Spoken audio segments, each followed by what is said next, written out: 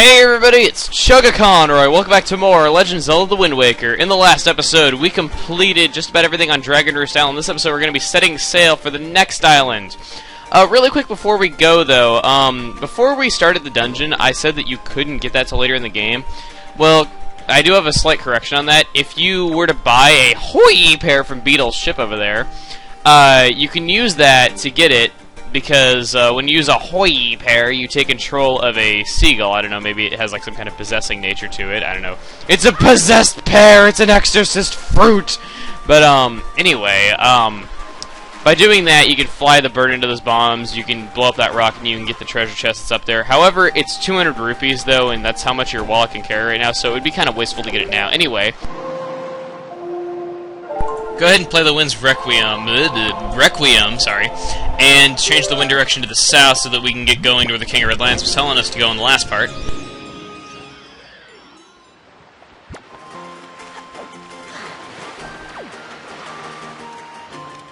Something that I want to get into, though, is the grappling hook has a second usage when you're out on the sea.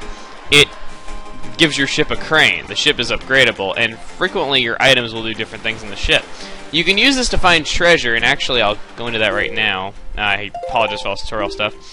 These treasure charts, when you open them, you'll see a shape of an island and its the treasure's relative location of that island. What you have to do is go over here, and you can see the shapes of the islands right here, and you have to kind of match them up to figure out where the treasure is. We will be covering where all the treasure locations are eventually, but for now we're just going to ignore it. On the way out here, though, we're going to be seeing something kind of cool, though. We're going to be seeing... Holy! Hold it right there! Small fry. What are you calling small fry? Okay, don't know how you got your mitts on a sea chart. I don't even know how you have mitts at all. You're a fish. Let's go ahead and... This guy will pull out a paintbrush, and somehow, without getting your sea chart all wet and warped, he will draw Dragon Roost Island onto your sea chart. Now... These islands, they just give you on your sea chart. Anyway, he gives you some hints right there. He tells you, like, if you ever see him leaping in and out of the water, you can just go ahead and spread your bait, and he will draw that square of the map in there for you there. On the sea chart, every one of these squares, all 49 of them, has a map fish in it. And it's highly recommended that you use your all-purpose bait to get all those filled in. He gives you these islands for free right here, these 4, but after that you have to actually pay for them with your bait. No, you have to pay for them with your life! Whatever. Anyway, we're just going to go ahead and start sailing here. Now, something that a lot of people wanted me to bring up is that you can take your sail in and out, in and out, in and out, in and out, and out, like that to sail faster. I've heard this before from a couple of speedrunners, but I've never actually known if that's true or not. I've heard some people on forums argue that it's not actually a good sailing method, and it's only a rumor that it actually makes you sail faster, though, but I don't know if it's true. Let's go ahead and head over here. The map fish for this area is going to be right over here. This place, if you can come here at night, it looks so freaking cool. The way that, like, the lava's hitting the water.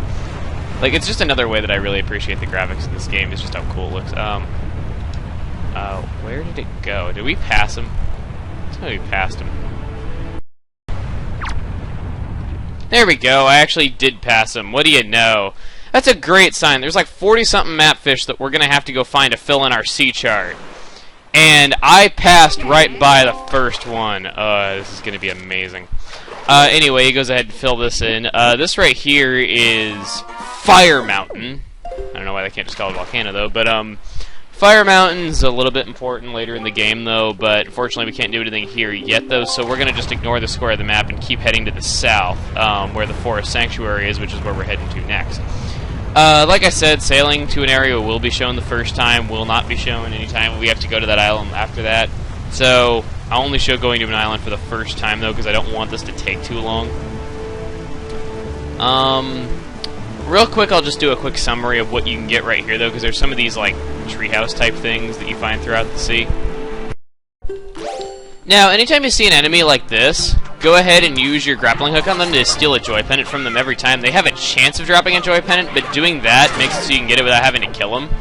And on top of that, you're also guaranteed to get it no matter what, so that's always a good idea. Let's go ahead and open this right here, and you get a yellow rupee. So, not really much there, though, but, you know, you have to get your joy pendant somehow, though, because you're required to get 20 of them, and getting 40 of them gives you an awesome reward. So, I guess I could recommend stopping off here real quick. And now that we're back to sailing, you will notice now that it is nighttime. Certain things are available at nighttime, though, but I don't believe that really comes into play until a little bit later. Another thing I'd like to point out right here so that you don't suffer from the same confusion I suffered from as a kid.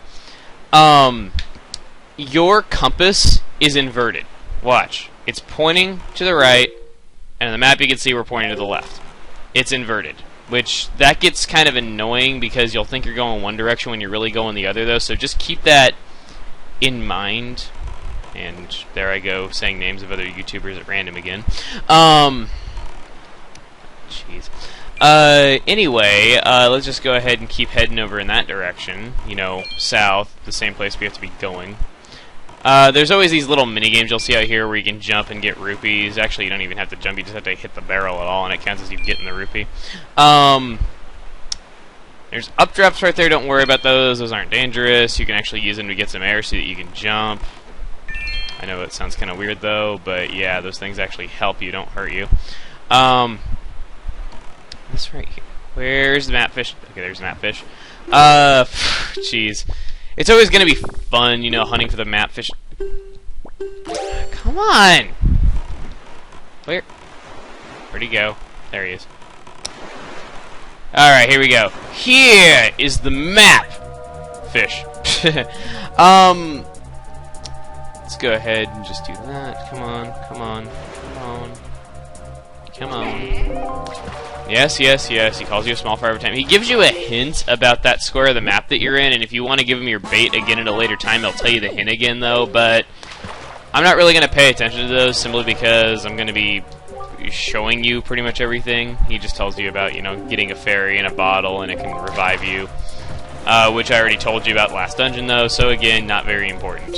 Let's keep going ahead. There's actually a really good secret that you can get right up here. It's quite easy to miss, and I highly recommend you do this, just because it's that good of a secret. I'm like, good. Jeez, I don't know. I don't know if that's southern. I don't know what accent that is, though. But you see those two really tall islands up there in the distance? That is where we're headed. Let's just go ahead and keep sailing, sailing over the great blue yonder. Actually, wouldn't the great blue yonder be the sky? Speaking of that, I don't know if any of you guys saw this, though, posted about it on my Twitter, though, but Eiji Aonuma, the guy who does a lot of the Zelda games, he actually was saying that in the next Zelda game, it could be a possibility that Link would have the ability to fly. I thought that was actually kind of cool.